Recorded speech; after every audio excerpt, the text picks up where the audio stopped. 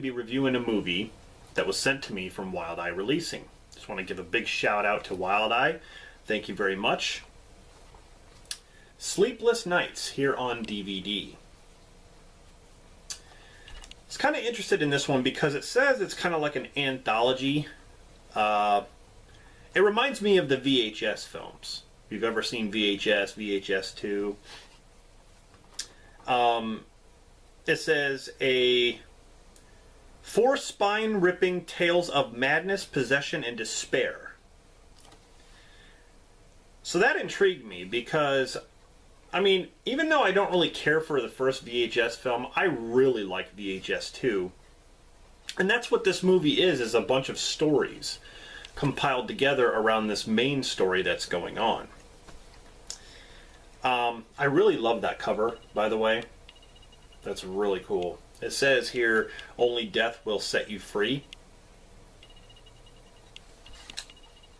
So I was really interested in this one, but it says 2018, and I know Family Video, their flyer says that this came out, I think, yesterday on Tuesday. But when I look on IMDb, it actually says it was released February 6, 2016, so 2 years ago. But this says 2018 here on the cover, so I'm not really sure which one is right. But anyway, this had a bunch of producers, writers, and directors doing these segments. Todd Sheets and Brad Twigg compiled these stories together. And I don't know any of the actors and actresses. I mean, there's like Blade Braxton, Dylan Harvey. I don't really know any of these people, but this was really enjoyable. I really enjoyed this one, I have to say. The thing that was fantastic about this movie was the music. The music was like a throwback to 80s horror films. It feels like it. The music was so good. It was so good. Even from the beginning credits.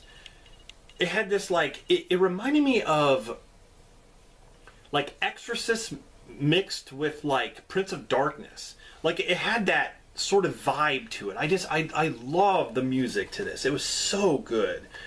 The effects are top notch. They are so good in this too. A lot of it gets nasty at some points, but man, I'm a gore fan. You know, I love gory movies, and this one really delivers.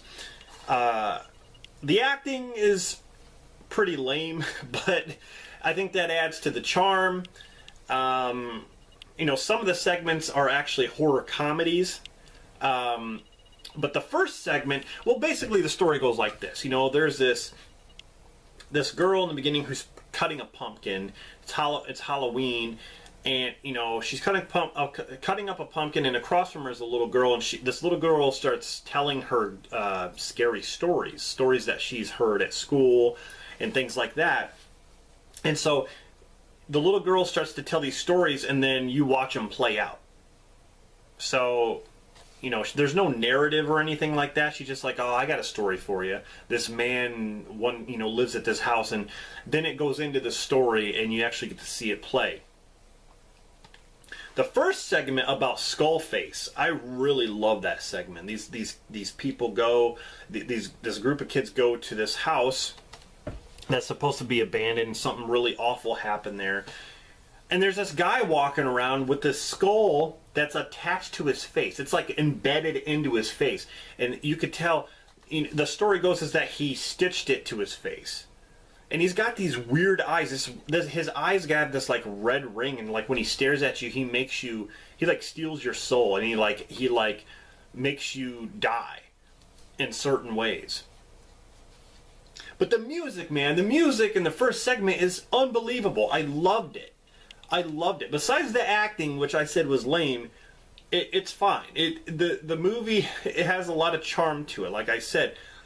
But it's a throwback, man. I love the effects, the music, just the segment itself with Skullface and like demons and stuff, like it was really good. Like I enjoyed that first segment. A couple of the other segments are like comedies, like horror comedies, like they're kind of making fun of The Exorcist in a way. You know, there's a girl who's basically tied to a bed and she's possessed by a demon, and so they try to get all these priests to come in, and they can't do nothing for her, and so they start getting desperate, and all of a sudden, like, these other people come in, like these rabbis and Buddhists and like different culture, like even like a shaman or like an Indian or whatever. They come in and try to, you know, cast out the demon, and they can't do anything, and they start running out like, oh my god. This one priest even has an earring. He has an earring, like a diamond earring. I'm like, what? I mean, it's funny, like this plumber guy comes and he specializes in plumbing, but he also specializes in exorcism and stuff. It's just part of the comedy. I mean, I enjoyed it for being kind of, you know, mocking other possession films. Because you've seen it before. They even mentioned like Linda Blair in it. But it was a funny segment. There's also a funny segment where this guy meets girls online and he has sex with them by drugging them. And so he meets this one girl who's kind of gothic looking, and he ends up slipping her some drugs in her cup, but she doesn't drink it. She actually switches the cups without him knowing. And then he gets drugged, and then she kills him. She basically chops him up into pieces and stitches them together. She chops his head off. But then, like, she's like, oh, I finally found my perfect man. I'm going to love you piece by piece. And I don't remember what the segment's called. I think it's called Love Me in Pieces or something like that. That one was really good. I like that one because it was something that goes on in real life. I mean, you can meet someone online and then they end up being a killer. But it's like, I loved it because of that realism, but I loved it because the guy called Lucky Chucky or something like that, like he's hilarious. Like he's just like all the girls want me, man. Like, yeah. And like, I mean, it's cheesy, but it's just a lot of fun. Like, I could tell he was having fun with the role. Like, he was just, that's how I would be. You know, I would have fun with it like that. It was great.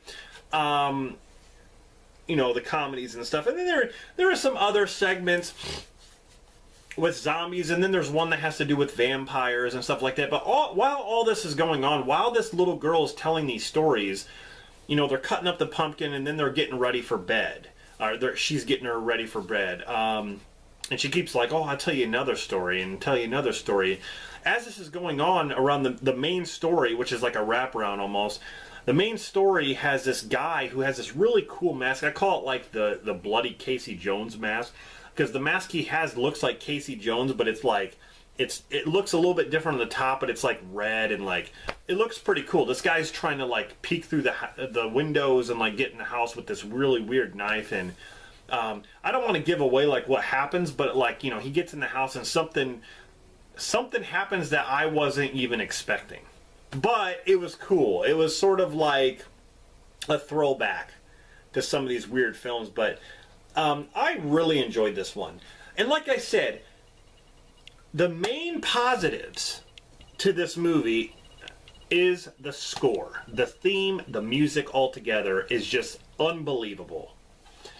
I don't even think it says, I don't even know who did the music or if there was a bunch of people doing it. But kudos to you guys. You guys did a fantastic job with the music. That is like, I want the soundtrack. I want the soundtrack to this movie. The gore effects, the blood and all that, top notch, excellent. The acting, like I said, the acting was pretty bad in a lot of scenes, but that's fine. It doesn't take away from the fact that it's just one of those films that you could call it a good cheesy movie. Right, you know, a lot of people call like B movies and a lot of cheesiness, and that's fine. Like I said, it adds to the charm. And the stories were actually entertaining. So, yeah, if I had to rate this one out of 10, I would give Sleepless Nights an 8 out of 10. I really, really enjoyed it. But yeah, if you can get your hands on this one, definitely check it out. I'm going to put Wild Eye Releasing's YouTube channel in the description, as well as their website. You can find this at their website. You might be able to find this. I know, you know, Family Video does have some copies of this, and I know they usually go on sale within a week or two. So you might be able to get it there. And I'm not sure if Walmart has it or not, but you can check there. Really, really cool movie. I really do recommend this as far as Wild Eye releasings go. This is definitely a cool one.